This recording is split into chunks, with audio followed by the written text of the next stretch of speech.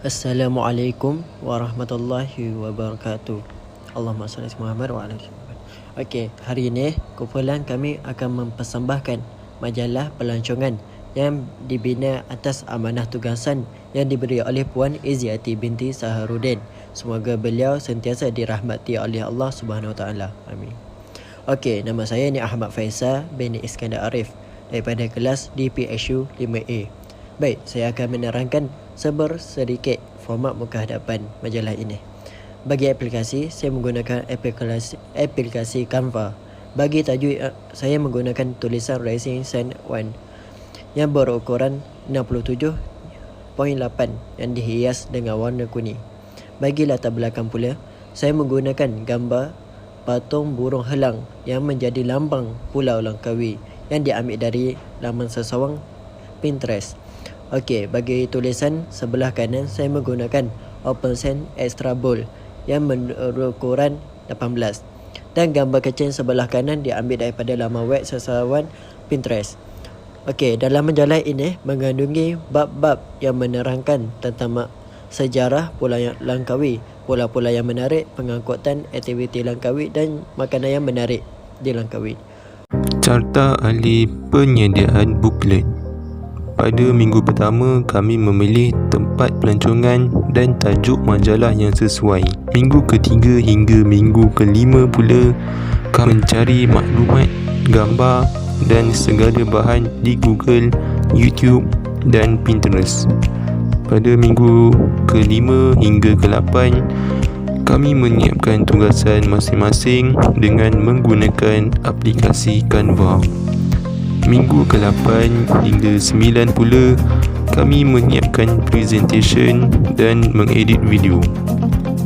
Ahli kumpulan berserta deskripsi tugas. Pertama, Muhammad Faisal bin Sazali dari kelas 5C menerangkan tentang sejarah dan legenda Pulau Langkawi serta pengedit video ini. Kedua, Muhammad Arif Hanafi dari kelas DPSU 5A menerangkan tentang makanan terbaik di Langkawi. Seterusnya, Amir Ashraf dari kelas DPSU 5A menerangkan tentang aktiviti menarik yang boleh dilakukan di Langkawi. Seterusnya, Nik Ahmad Faisal dari kelas DPSU 5A menerangkan tentang pulau-pulau yang menarik di Langkawi. Akhir sekali, Syazril Aiman dari kelas DPSU 5B menerangkan pengangkutan yang boleh digunakan untuk ke Langkawi. Assalamualaikum, saya Muhammad Faisal bin Sazali dari kelas DPSU 5 dan saya adalah presenter pertama. Saya akan menceritakan tentang format dahulu. Lig Gotik saiz 42 bagi tajuk besar dan saiz 31 bagi setiap tajuk kecil. Warna yang saya gunakan adalah warna hijau, kuning dan sedikit warna merah.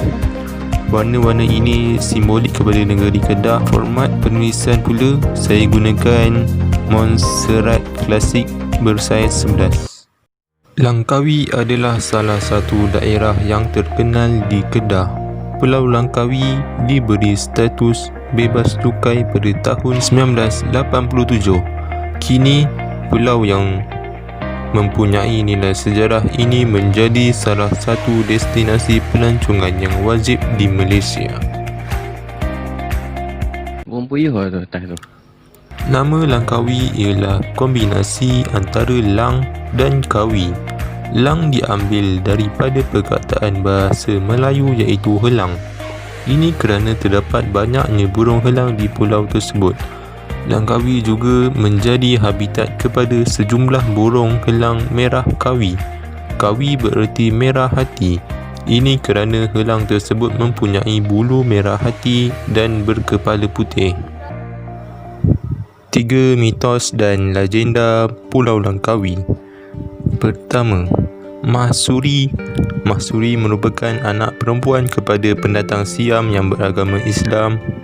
Beliau dibesarkan dengan penuh adat kemelayuan di samping mempunyai ilmu silat. Mahsuri telah dituduh melakukan perbuatan sumbang oleh ibu mertuanya sendiri kerana ibu mertuanya merasa iri hati dengan kecantikan dan penghormatan yang dimiliki oleh Mahsuri.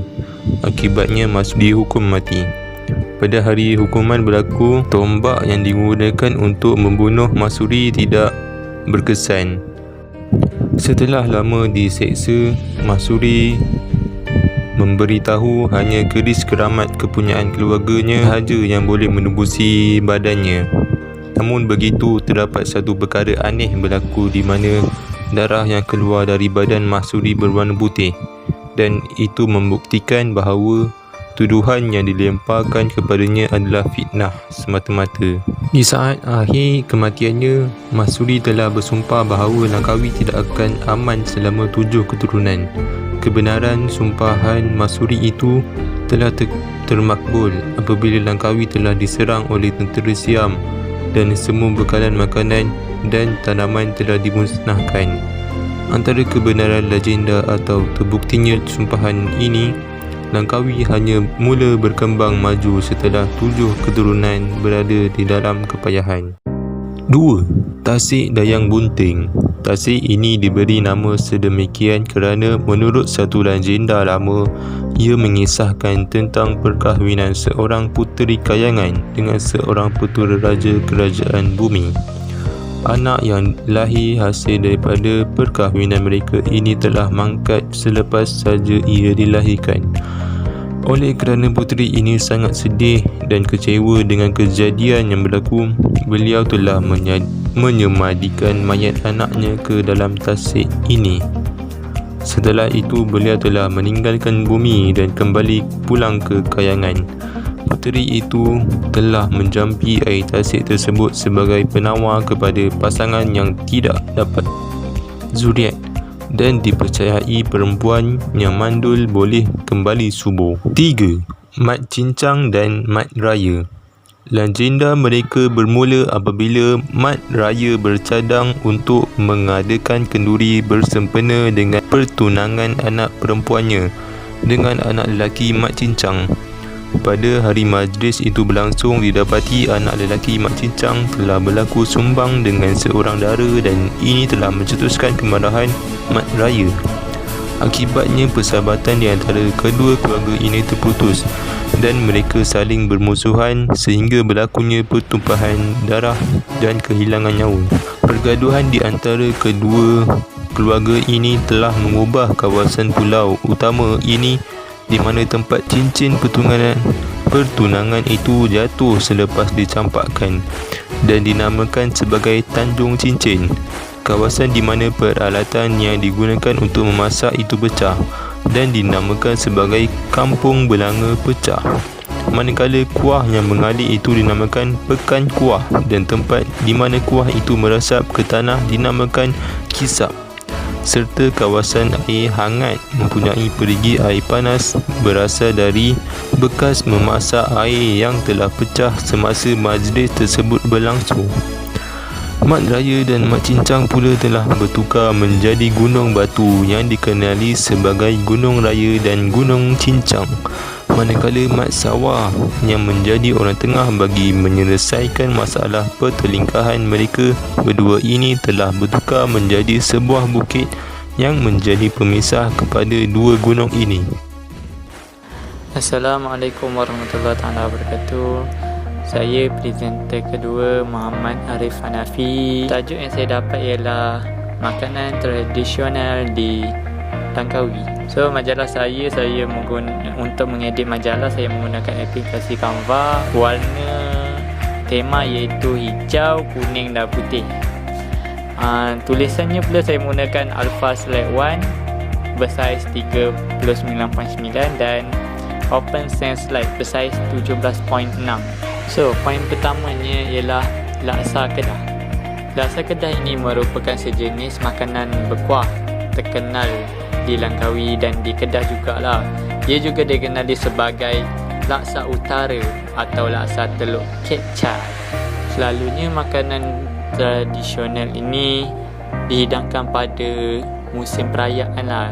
paling banyak musim perayaan.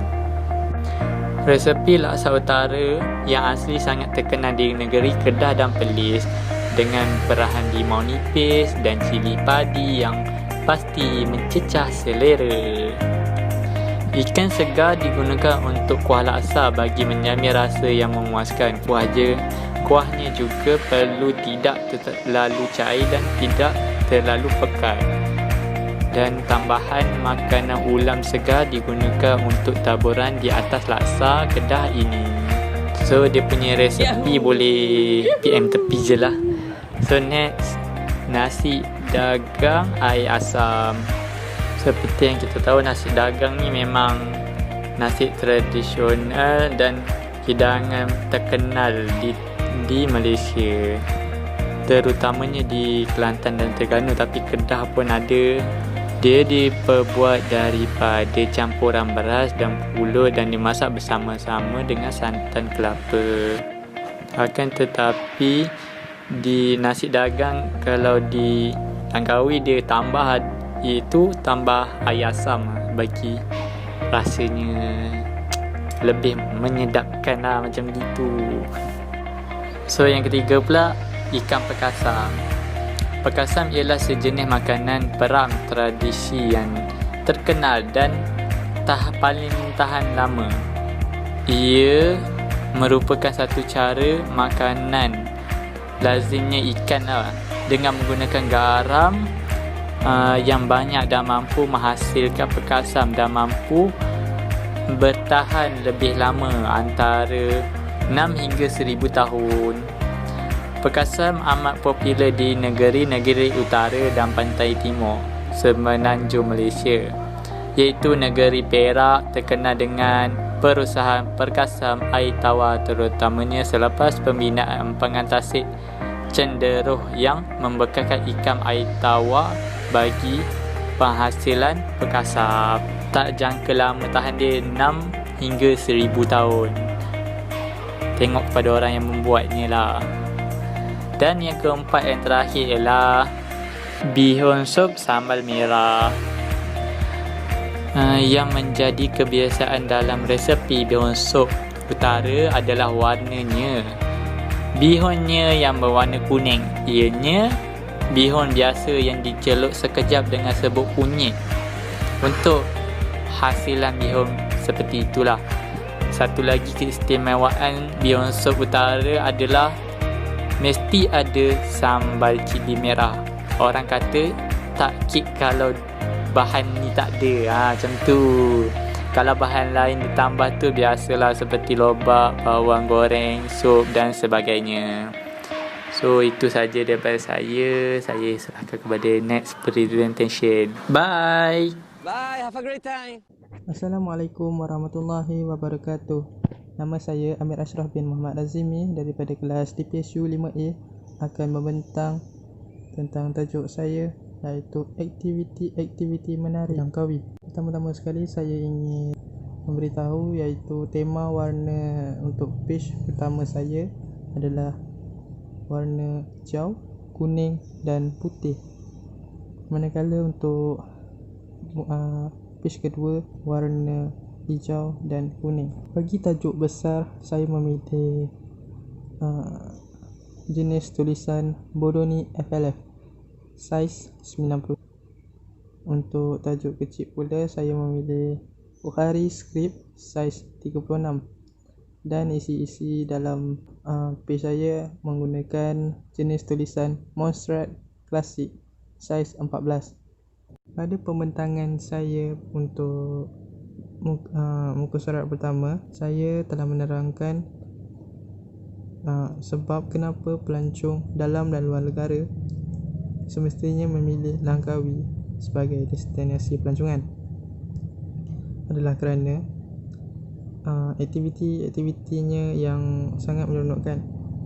Pertama sekali yang saya nyatakan dalam poin pertama untuk page pertama ini adalah aktiviti jet ski, iaitu aktiviti ini adalah salah satu cara yang pada pendapat saya paling seronok untuk menerokai sendiri keindahan pulau-pulau di Langkawi. yang mana semua tahu, di Langkawi ini terdapat banyak pulau-pulau yang menarik. Pada pendapat saya, jet ski adalah cara yang sangat sangat seronok dan mencabar, kerana dengan menyewa jet ski, kita boleh menerkai sendiri pulau-pulau di Langkawi dengan cara yang tersendiri, seperti contoh berapa lama kita ingin duduk di sesebuah pulau dan kita tidak terikat dengan mana-mana pemandu pelancong. Pada muka surat kedua pula, poin saya di sini adalah aktiviti di Langkawi Skybridge. Langkawi Skybridge ini adalah jambatan gantung yang tertinggi di Langkawi.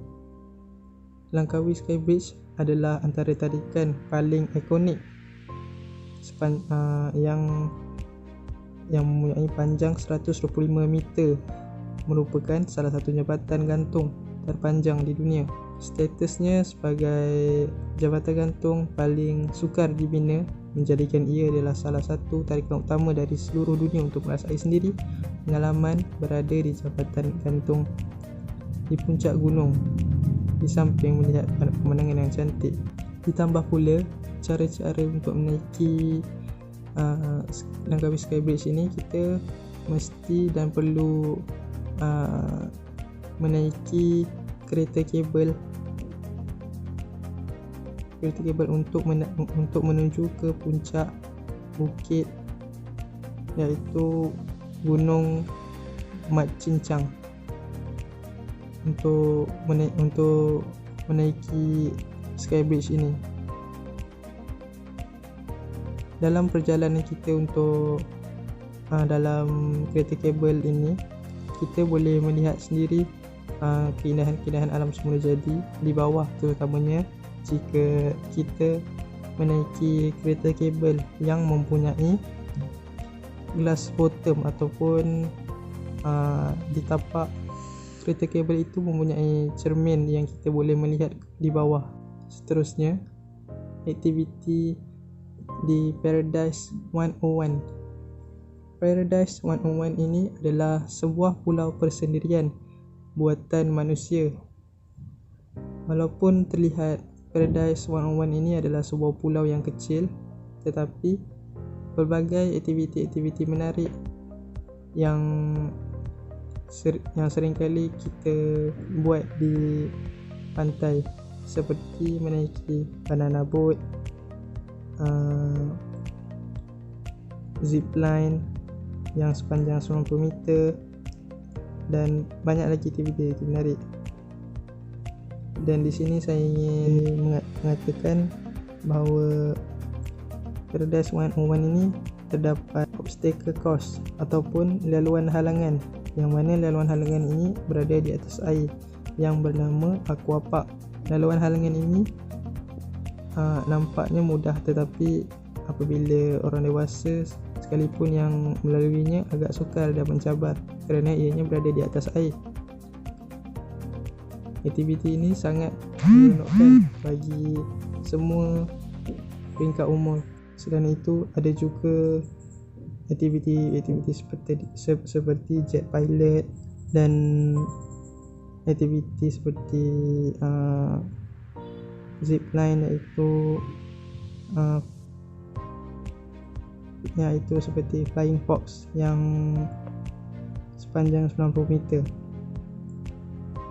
Dan Paradise 101 ini adalah merupakan pulau yang terdapatnya dalamnya hotel ataupun resort yang kita boleh menyewa untuk dalam 3 hingga ke 5 hari, dan kita boleh merasai sendiri keseronokan di Paradise 101.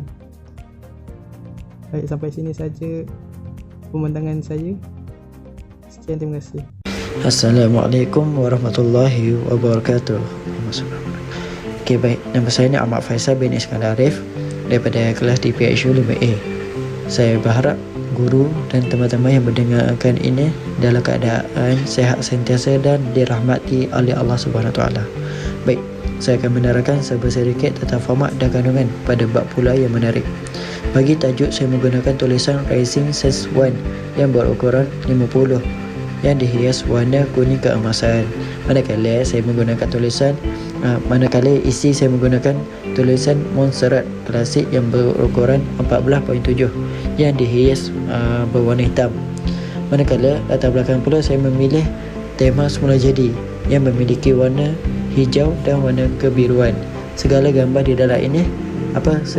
dalam bab ini saya mengambil daripada app Pinterest. Okey. Dan cabaran pula untuk menyiapkan tugas saya ini adalah untuk mencari isi yang sesuai dan mencari idea untuk menghias bab ini. Okey, baik, saya akan menerangkan sedikit berkaitan pulau menarik ini.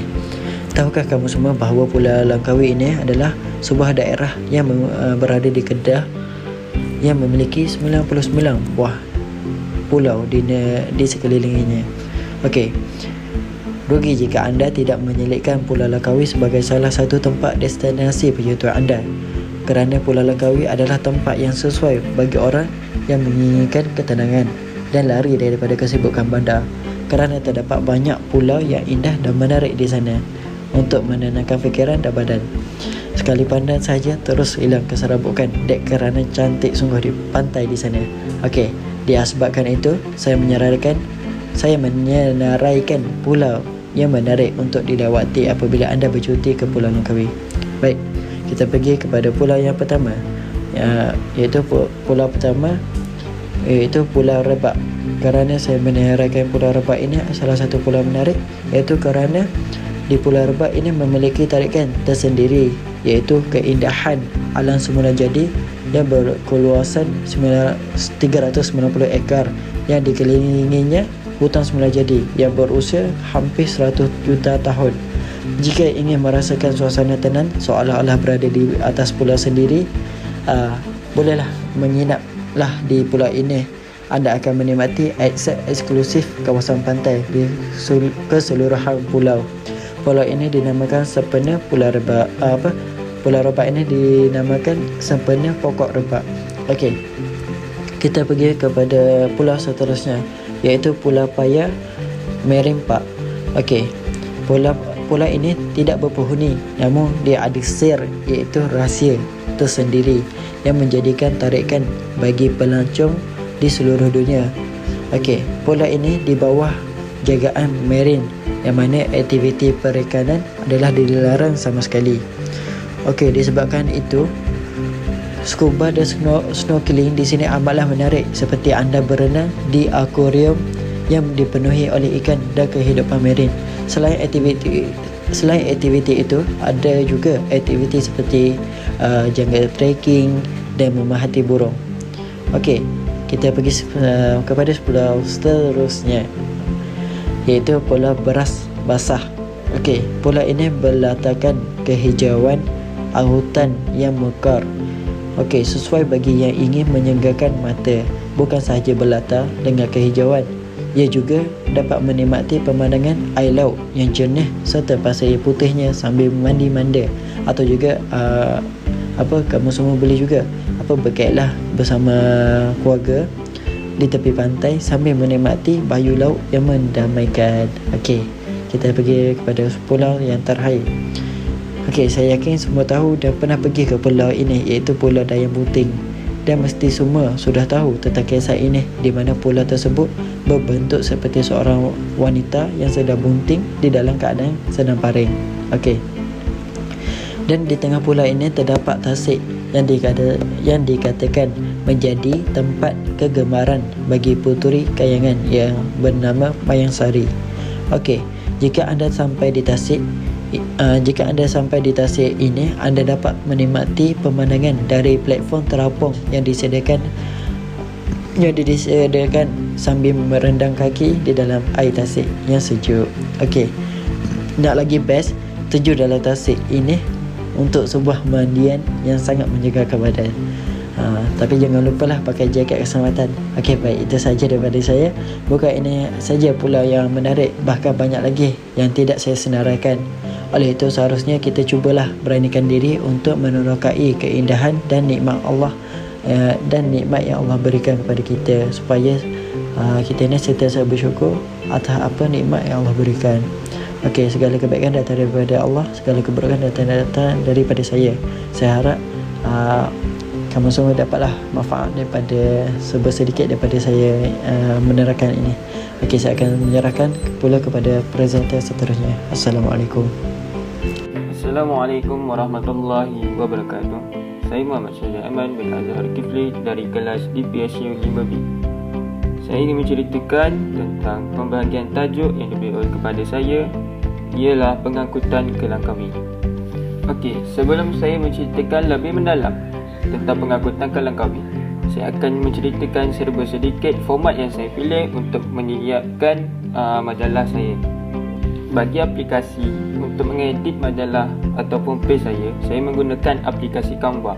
Seterusnya, tajuk di atas saya memilih jenis tulisan banner dan saiz tulisannya adalah 42, dan gambar tepi pula saya mengambil daripada laman sesawang ataupun laman web rasmi daripada Google. Warna latar belakang yang kita orang pilih adalah warna kuning, hijau dan hitam.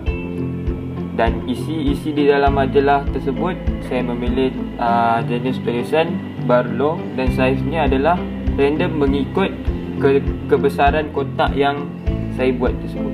Bagi tulisan doa pula saya memilih saiz 24. Dengan itu saya masuk kepada pengenalan pengangkutan ke Langkawi. Dan sedia kita tahu, pengangkutan adalah satu teknologi pada zaman kini yang menyumbang pelbagai faedah kepada kita. Seperti mana yang kita tahu, ada faedahnya, mesti ada keburukannya. Pengangkutan pertama yang saya pilih adalah kapal terbang. Kapal terbang ini mengambil masa yang sekejap, dalam antara 40 hingga 50 minit untuk sampai ke Langkawi. Manakala harga tiket pula tidak murah dan tidak mahal. Jika pembelian tiket dibuat pada masa promosi, maka harga tiket akan menjadi rendah berbanding dengan harga asal. Dengan menaiki kapal terbang, kita dapat menyempatkan masa untuk sampai ke Langkawi. Seterusnya, pengangkutan yang kedua menjadi pilihan saya adalah feri. Terdapat dua stesen untuk menaiki feri. Yang pertama adalah di Perlis dan kedua adalah di Kedah. Jangka masa yang diambil dari stesen Kedah ke Langkawi selama 2 jam, dan jangka masa yang diambil dari stesen Perlis ke Langkawi selama 55 minit sahaja. Harga tiket pergi dan balik pula sebanyak RM28 sahaja. Pengangkutan Langkawi yang terakhir, saya memilih bas. Di dalam banyak-banyak pengangkutan yang saya terangkan tadi, kerana ia makan masa yang lama atas asbab mengikut jadual perjalanan. Jangka masanya pula adalah berjam-jam untuk sampai ke Langkawi. Harga tiket yang ditawarkan pula dalam anggaran RM45 hingga RM55 mengikut jenis bas. Itu sahaja serba sedikit tentang jenis-jenis pengangkutan yang saya dapat kongsikan untuk anda pergi ke Langkawi nanti. Akhir kata daripada saya, amalkanlah doa naik kenderaan supaya perjalanan kita selamat dan diridai Allah Subhanahu Wa Taala. Yang baik datangnya daripada Allah, yang buruk datangnya kekurangan diri saya sendiri. Antara aplikasi yang kami gunakan dalam proses penyiapan tugasan ini adalah aplikasi Canva, YouTube, Pinterest, KineMaster dan laman sesawang dari Google.